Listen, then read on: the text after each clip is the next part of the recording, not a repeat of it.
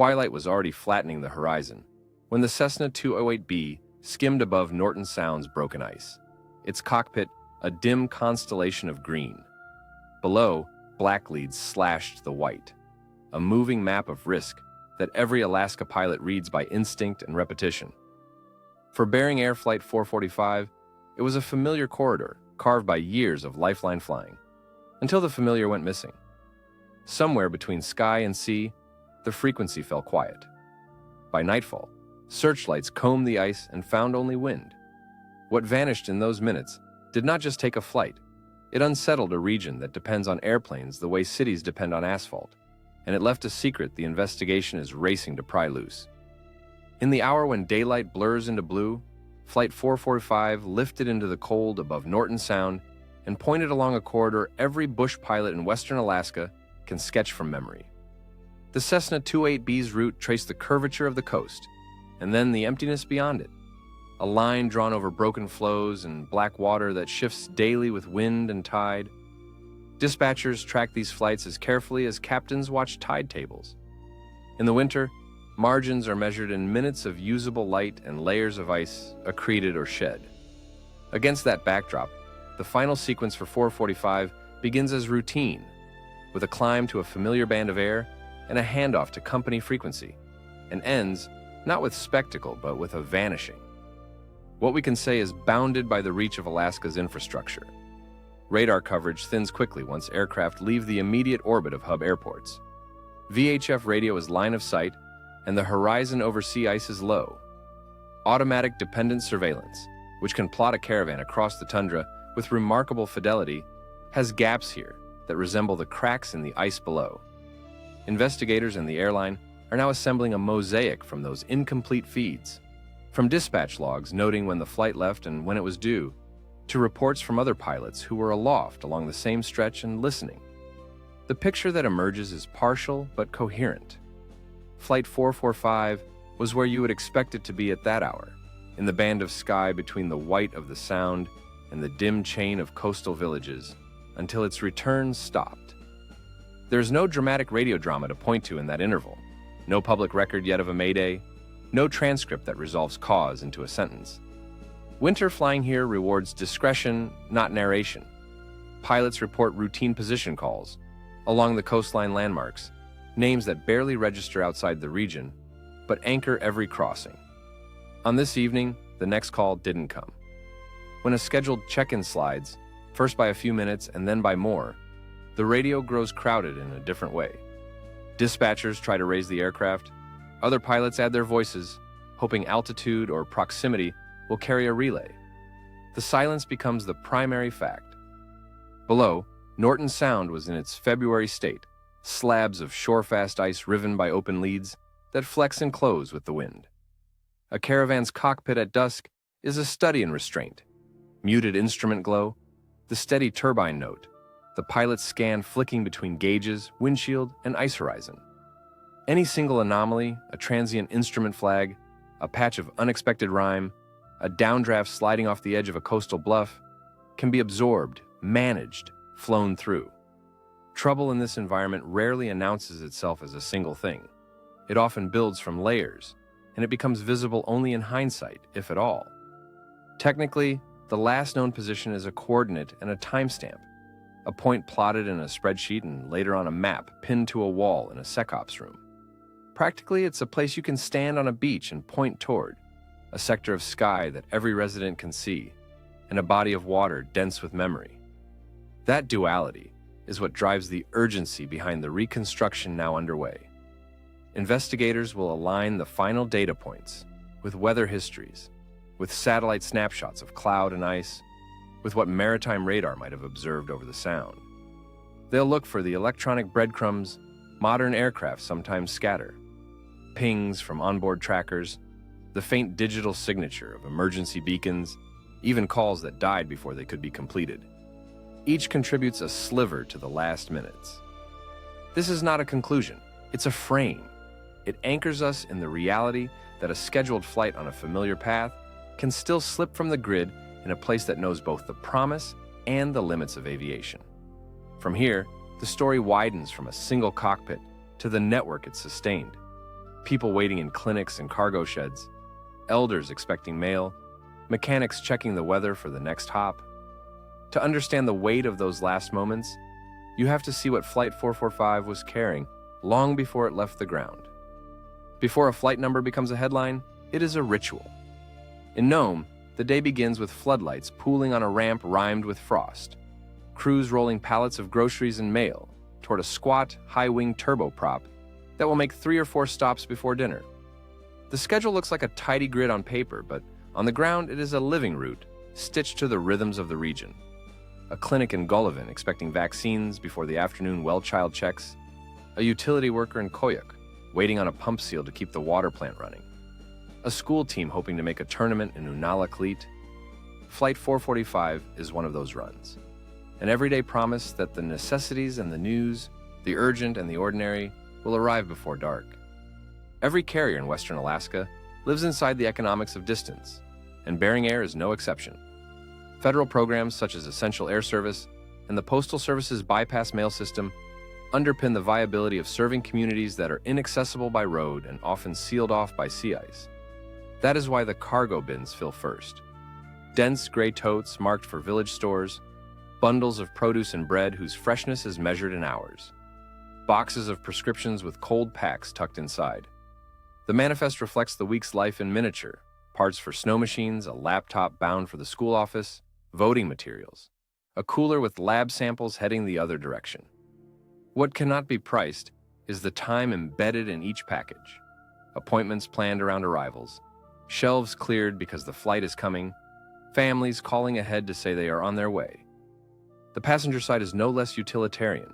Seats are filled by elders traveling to regional clinics, teachers rotating after a month in a village, an expectant mother referred ahead of her due date, a carpenter heading to finish a porch before the next storm. Tickets are often paid for by tribal councils, school districts, or the traveler's own savings. But they all buy the same thing: certainty in a place that rationed it long before winter. When a flight cancels or slips a day, the loss is not just inconvenience. It means pharmaceuticals running low, perishables missed for another week, a funeral delayed until relatives can gather.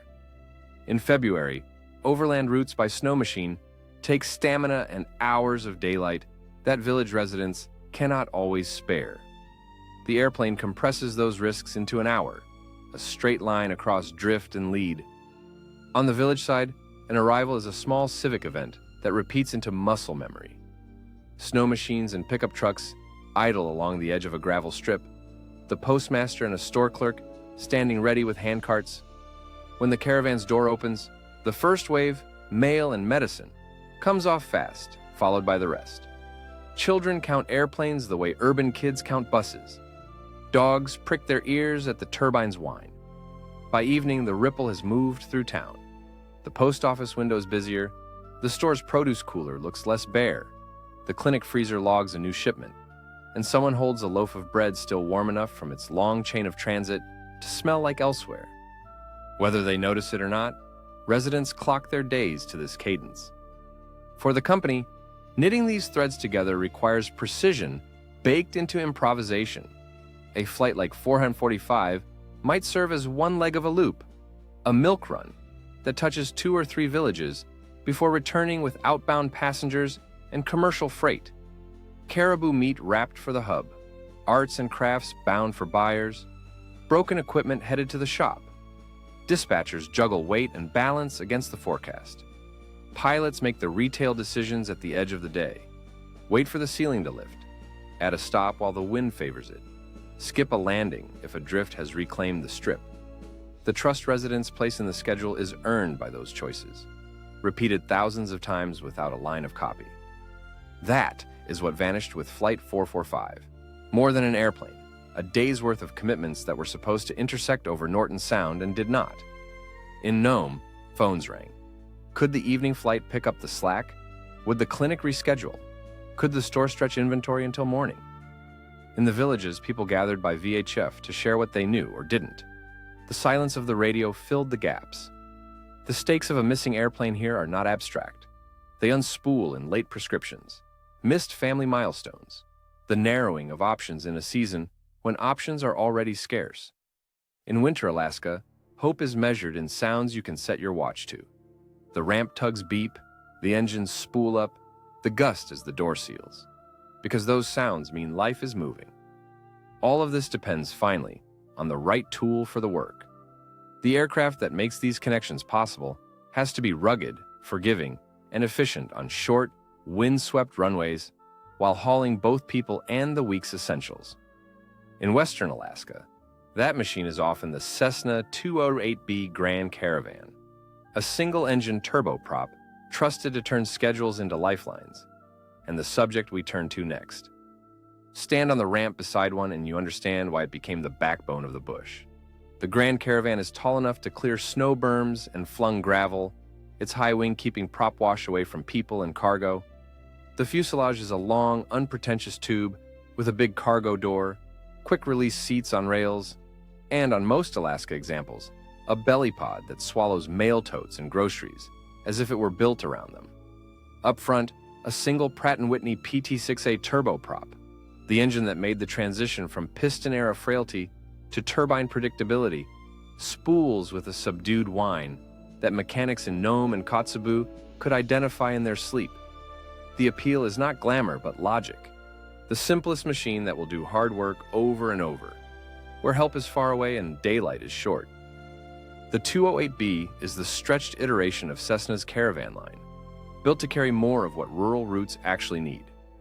Operators can configure 9 passenger seats for Part 135 scheduled service in the morning, pull half of them by afternoon for freight, and restore the lot for a late-day sports team hop. Its fixed landing gear is sturdy rather than sleek, the kind you service in a hangar with kerosene heaters and work gloves. It wears big tires and shrugging wheel fairings or none at all. Takeoff and landing distances on gravel are forgiving by turbine standards, and the airplane's manners in gusty crosswinds are part of its legend among pilots, who measure virtue in how an aircraft behaves when the camera is off. Reliability is the other pillar.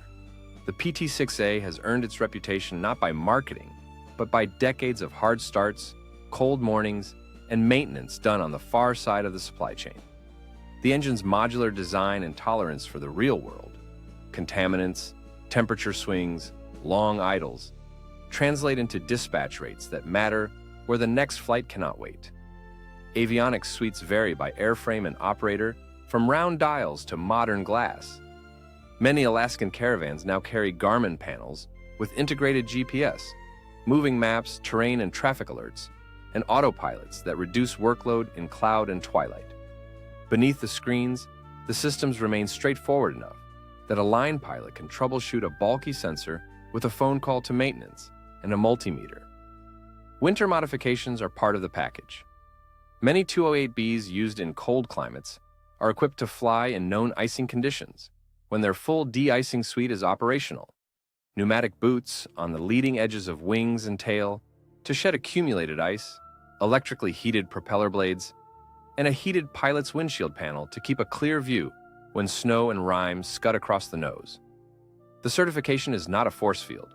It is a set of capabilities bounded by procedures, speeds to maintain, minimum climb rates, exit strategies if accretion outpaces shedding. The airplane's power margins improve with newer engine variants, but the lesson operators repeat is procedural more than mechanical. Use the tools early, respect the cues, and know when to divert. If the Caravan's exterior reads as utilitarian, the experience inside does too. The cabin is noisy in a way that says, work is getting done, smelling faintly of de-icer and cardboard and winter gear. The cockpit is designed for a single pilot, with everything within reach and sightlines that matter when you're threading between a coastal ceiling and a black and white world below. The high wing provides excellent downward visibility for scoping a gravel strip or gauging a lead in the ice. The sturdy door and step make 100 boardings a day feel less like a chore. None of this is romantic. It is deliberate, honed by a manufacturer that understood where the airplane would earn its keep, and by operators who fed back what broke and what held. Trust in this context comes from how the machine and the environment negotiate with each other. Alaska operators value airplanes that forgive imprecision without punishing it, that turn predictable power into options when the weather squeezes, and that carry a margin of utility when the cargo is awkward and the runway is narrow. The 28B meets that brief more consistently than most. It is not the fastest nor the prettiest, and it never pretended to be. Its virtue is that it turns a thin line on a map into a lived connection, 9 seats in a cargo pod at a time. But even a proven workhorse has boundaries. One's winter enforces with a firm hand. February over Norton Sound is where design features become procedures, and procedures become judgment. Fast weather, few alternates, and long stretches with no good place to stop. The next piece of this story lives there, in the operational realities that shape every decision made after the caravan's doors close. The Grand Caravan may be the right tool, but February over Norton Sound dictates the terms. Pilots leave the warm circle of the ramp, knowing the air mass they launch into can flip from benign to punishing in a single leg. The Bering Sea breathes weather onto the Seward Peninsula. A coastal stratus deck that looks thin from the ground can thicken into a gray wall at 1,500 feet. A weak front that model runs berry in the fine print can sharpen into snow squalls that erase the horizon. Even the ice itself makes weather. Open leads vent steam fog, refreezing surfaces bloom low clouds, and a wind shift can weld or rip apart the mosaic beneath. On paper, the brief is routine. In practice, it is a string of judgment calls tied together by discipline. The first constraint is tempo. Temperature and dew point crowd each other in this maritime cold, and ceilings can slam from marginal VFR to instrument only in minutes. Forecasts are a patchwork, robust at hubs like Nome and Unalakleet, with their ASOS and trained observers, thinner at intermediate strips, where an AWOS may be intermittent or absent entirely. Pilots build their mental picture with what they have: terminal forecasts, satellite loops, and the most valuable currency in the bush, real-time pilot reports.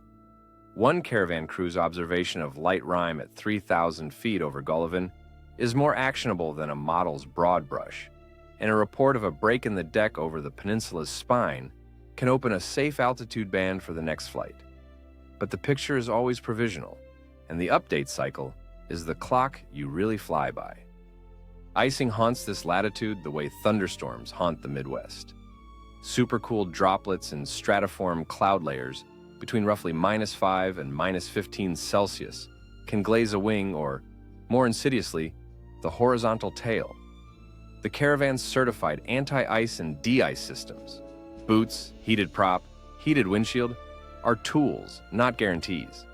Use them early, adjust speed to protect control margins, and have an exit if accumulation outpaces shedding. The PT6's inertial separator helps keep ice and slush out of the engine, but power still becomes a ration you manage with care. Choosing an altitude becomes a tactical problem. Above the deck may be smooth and clear, but unreachable. Below may hold a murky layer with better temperatures, but tighter terrain clearance. In winter, the right answer can change twice in 30 miles. Alternates are few and conditional. On a map, the coast is sprinkled with names, Gullivan, Elim, Koyuk, that look like options. In reality, a February night narrows the list. Some strips lack instrument approaches or runway lighting. Others drift over between plowings or sit without fuel, maintenance, or a way to clear a disabled aircraft if the landing doesn't go to plan. Under Part 135, alternate requirements and fuel reserves are non-negotiable, and dispatchers in Nome plan conservatively. Still, there is a point on every crossing where turnback equals press on, and the nearest suitable can be an hour of ice and black water away. Pilots mark that point in their heads long before they reach it. The surface below offers no mercy. Shorefast ice can look solid from 2,000 feet and act like shattered glass up close. Sastrugi and hummocks hide ridges capable of tearing landing gear off. Leads of open water open and close with wind and tide, and the boundary between the two is where low cloud and mist breed. An off-airport landing on sea ice is a last resort even in daylight. At dusk, it verges on fantasy. Survival kits, rafts, and immersion gear are standard in this country, and crews drill on egress and cold weather survival. But the calculus is simple. In sub-freezing air with wind, exposure time is measured in minutes, and even a textbook ditching becomes a race against cold, distance, and darkness. Communications and surveillance add their own constraints. ADS-B and radar coverage fall away at low altitudes over the Sound, and VHF radios are line of sight. Company flight following fills some of the gaps, as do relays from other aircraft, sat phones in the cockpit, and text-capable trackers that ping position at set intervals. None replaces a second set of hands. Single-pilot IFR in this environment means workload spikes at the worst moments. Configuring de-ice, briefing an approach, managing airspeed in chop, while cross-checking whether that approach requires cold temperature altitude corrections. A winter necessity to compensate for altimeters reading high in frigid air. Autopilots help. They do not make judgment calls. Then there's the kind of darkness you only find over ice. With snow cover and an overcast above, the world flattens into a gray void that erases depth cues.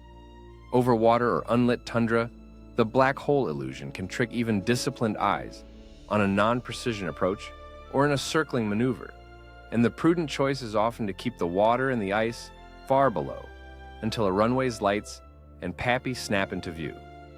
Every operator in Western Alaska trains to that standard because you cannot will texture into a night that doesn't have it. These are the parameters within which crews make conservative choices, not excuses offered after the fact. They define the box, weather that moves faster than forecasts, alternates that are sometimes theory more than practice, long stretches where the only safe place for an airplane is the sky. On February 6th, within that box, the routine gave way to an emergency that drew an immediate, broad response. What authorities confirmed that evening, and how the search began, sets the stage for what came next. By early evening on February 6th, the routine had hardened into concern. Company dispatchers could no longer raise Flight 445 on radio or text, and the expected down and clear call never arrived. Within minutes, the airline notified authorities, and the chain of response that Alaska has refined through repetition began to move. The Alaska Rescue Coordination Center in Anchorage opened a search and rescue case based on an overdue aircraft report. Alaska state troopers logged the incident and started coordinating with local responders. The Federal Aviation Administration confirmed the aircraft type and last known area over Norton Sound and issued advisories to other traffic. The confirmation that matters most in this country is not a sentence in a press release, but action on the ramp. Hangar doors rolling up, fuel trucks pulling alongside, crews strapping on survival gear. Officials were careful in their first public statements. They confirmed the aircraft, a Cessna 208B, operated by Bering Air, was believed to have gone down over or near the sea ice between coastal communities, and that no contact had been established with the pilot after the last routine transmission. They did not speculate on cause. It was not immediately clear whether satellites had received a distress pulse from the aircraft's emergency locator transmitter. Over water and fragmented ice, those signals can be intermittent or obscured. What they did confirm was decisive. A multi-agency search had begun, and it would run through the night. The U.S. Coast Guard assumed the lead for the maritime search and deployed air assets sized to distance and darkness. An MH-60 Jayhawk helicopter lifted with night vision gear and rescue swimmers aboard, staging through Nome to shorten the legs to the search box. An HC-130 long-range aircraft launched to provide wide-area surveillance and communications relay, able to slow and fly racetrack patterns where radar coverage thins. Sector Anchorage established a command link with local authorities to deconflict airspace and route reports to crews in the air. Offshore, the nearest cutter altered course toward Norton Sound, though sea ice would dictate how close a hull could come. On land, state troopers activated village search and rescue teams along the coast and asked anyone with a vantage point over the Sound to report what they saw or heard. In Nome, the city's Emergency Operations Center spun up, and the Regional Health Corporation prepped for contingencies it hopes never to face. Bering Air's own personnel, who know those routes and landmarks as well as anyone, joined the effort under official coordination. The Civil Air Patrol was placed on alert for daylight sorties, when visibility and safety margins would allow slower aircraft to fly tight grids over the ice. Across agencies, the response adopted an incident command structure familiar from storms and ship groundings. A single map, agreed upon sectors, and a cadence of check-ins measured in minutes. Conditions defined the search as much as coordinates. Open leads steamed in the cold, throwing up low cloud that scattered light and swallowed sound. The ice was not a sheet, but a puzzle. Refrozen plates with pressure ridges that made over-ice travel slow and risky. In that environment, helicopters became the point of the spear. Their crews trained to hover low and pick out unnatural shapes. A wing, a raft, a patch of color, against a palette of white and dark water. The HC-130's sensors helped, but at night much of the work was down to eyes, discipline, and patience. Controllers kept other aircraft clear of the box to give the searchers room to maneuver. What authorities could say, as midnight approached, was stark. There had been a crash over Norton Sound involving Flight 445, and no survivors or wreckage had yet been publicly reported. The National Transportation Safety Board announced it would investigate and began gathering perishable information, weather data, radar, and ADS-B traces, maintenance and pilot records, while planning for on-scene work once conditions allowed. The FAA noted it would support both the search and the inquiry to follow. Families were notified through the carrier, and officials asked the public to avoid speculation, while responders concentrated on the basics: find, confirm, recover. That framework, the shift from routine to emergency, the quick coordination across state, federal, and local lines, set the tone for what came next. Through the night, the search widened in measured arcs, pulling in people whose lives are tied to the sound and who know how it changes hour to hour. The next chapter is theirs: the volunteers on snow machines, the troopers and Coast Guard crews, and the neighbors who fanned out along the ice edge when the call went out. Once the alert went out, the response grew from a phone tree into a moving map of people.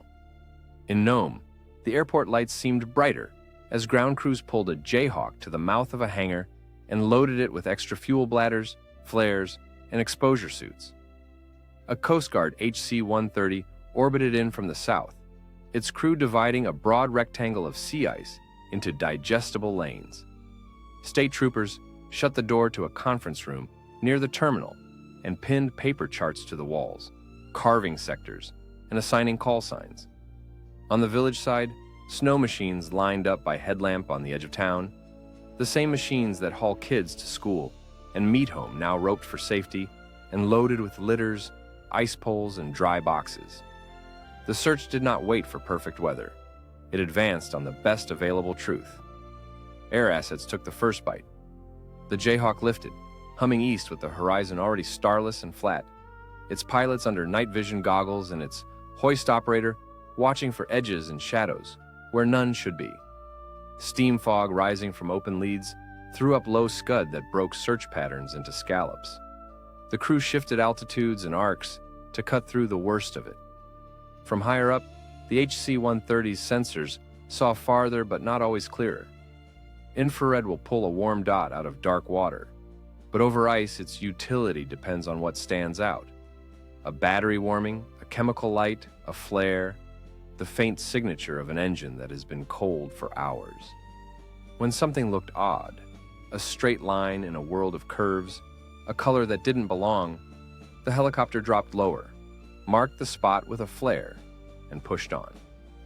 Fuel dictated rhythm. The Jayhawk landed in Nome for a hot refuel, blades ticking while a new crew reviewed the last grid and took the next one. On the ice, locals and troopers married caution to speed. Teams from Golovin, Elim, and Koyuk moved in pairs a rope length apart, tapping ahead with poles and reading the ice the way elders read river channels. By tone, by the way a ridge throws a shadow, by the sound under your boots. They skirted pressure ridges and skirted more, weaving for miles to stay off the wrong texture. Radios chattered on marine and aviation frequencies. Sat phones filled the gaps when the ice rose between antennas. Every hour, each team called a check, read a position, and reported what they had seen: a scrap of foam, A line of soot on snow. Nothing yet. Troopers set rendezvous points and safety limits. If the wind came up, if visibility sank to the hood of a machine, teams were to regroup on the lee side of a ridge or turn back. No arguments. By late night, the search looked less like a line and more like a comb. The Civil Air Patrol readied to fly first light grids and slower aircraft that can drag a wingtip over a ribbon of ice and see what speed hides. The Coast Guard cutter forced north, but found new ice-closing lanes that had been open a day before, reminding everyone that water sets the rules. Where the helicopter could not linger low, it short-landed on firm ice, letting a rescue swimmer step off to check a marked spot. Even that choreography had to be measured. Rotor wash can break a thin crust and turn a safe patch dubious. Each footstep was earned. Communications ran through a single spine. An incident commander in Nome kept the tempo, banking reports, adjusting sectors, and pushing fresh eyes to the places where patterns overlapped. FAA controllers set guardrails in the sky, clearing transit corridors for search aircraft and shepherding scheduled traffic around them. At the edge of the search box, fishermen and coastal residents added what they could. Lightless stretches that are usually dotted with crabbers, a lead that opened and shut twice in as many hours. It's the kind of local intelligence no satellite can supply, and on a hard night, it carries weight. There were moments when hope jumped, when a shape looked like it could be part of a fuselage, when a beacon chirp appeared on a console and then died, when a dog team on shore fell silent all at once, heads up, listening for a sound that did not come back. Each time, procedure took over. Mark, verify, move. The discipline is its own kind of mercy. It keeps you from spending everything on one false lead. Toward dawn, the search reset around daylight's advantages. The plan was to push farther east and south with the fixed wing and roll more teams onto the ice, spreading risk across more mines. What stood out through it all was the familiarity of it. The way people here know their roles and take them up without ceremony. Volunteers left warm houses because the call came. Troopers and guardsmen flew and rode into a landscape that punishes miscalculation. Airline staff, grief tight in their throats, stood beside the command post and fed information to the same responders who have escorted them through happier nights. The next hours would tell what this shift had gained. Meanwhile, phones lit up in waiting rooms, and VHF radios carried the search's cadence into kitchens and stores. That is where the story moved next. Into the human space, where news arrives slowly, and the silence carries its own weight. By the time the search grid began to widen, the news had already entered houses the way winter does here, quietly and then all at once. In Nome, the waiting area at Bering Air filled and emptied in waves. As relatives, co-workers, and friends came looking for an answer no one could give. A handwritten notice on the counter asked for patience. The coffee urn on the corner table never ran dry.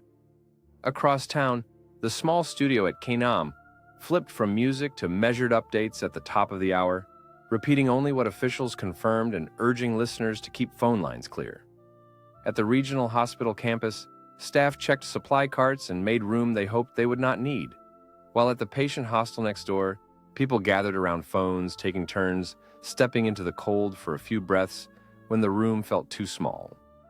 The airport took on the feel of a vigil. Ground handlers and mechanics, the same people who shepherd cargo and passengers through the day, hovered near the hangar doors with radios clipped to their parkas, more restless than talkative. A ramp tug sat idling until someone shut it down, the sudden quiet louder than the engine had been.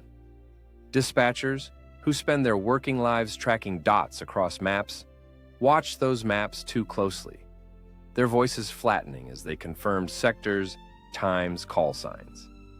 The state trooper liaison moved between the airline's operations office and an improvised command post near the terminal, repeating the cadence of the search to anyone who needed to hear it steady.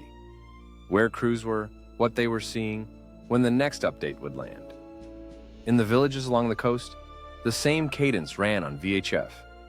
Radios that carry fish prices, weather warnings, and school announcements became the nervous system for something thinner than news and heavier than rumor. In Golovin, People check the horizon from the end of the runway where the wind scours the snow down to bare gravel. In Elim, the tribal office fielded calls from families asking if they should meet the late flight that would not come. In Koyuk, a store clerk propped the phone on the counter and turned the volume up so regulars could listen in between purchases. The sound of the helicopter reached some communities long before the helicopter itself. An empty thrum that turned heads toward the sound and then left them scanning a sky without features. This part of Alaska has a practiced generosity that surfaces when things go wrong. Houses closest to the runway in each community set out extra food. Someone at the school opened the gym.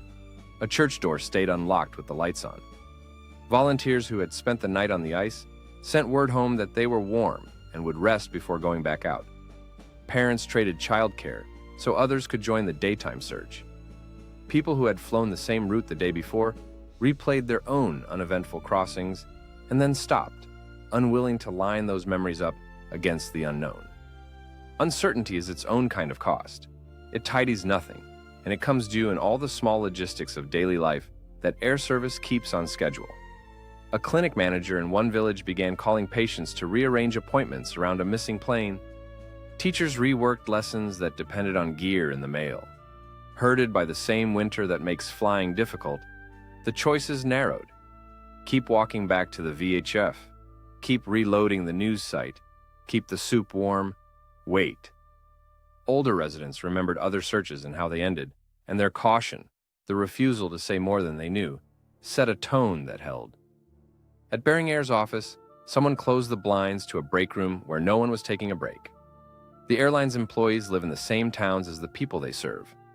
Their grief and their professional restraint are often side by side. They relayed facts to families before they went public, repeating that the search would continue at first light, that nothing had been confirmed beyond what authorities had said. There was no script for the rest. Toward morning, the first slant of daylight promised better visibility for search aircraft and more miles for snow machines. But it also asked the same question the night had left unanswered. Communities braced for what that light would show. The next turn in this story belongs to the work that follows any crash in America. Methodical, patient, and often invisible, the investigation that tries to turn a sudden loss into an explanation that can be lived with.